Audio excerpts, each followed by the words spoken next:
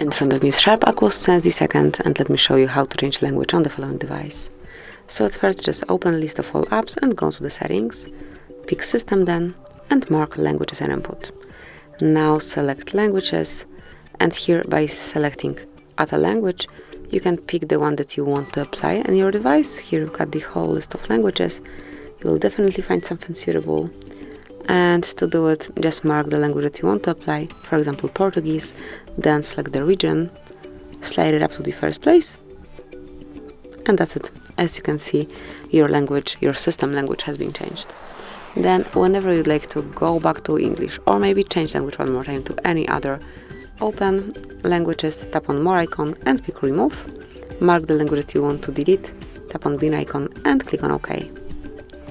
And obviously if you'd like to pick another language, just recreate the operation we did previously. So this is it, that will be all. Thank you for watching. Please subscribe our channel and leave the thumbs up.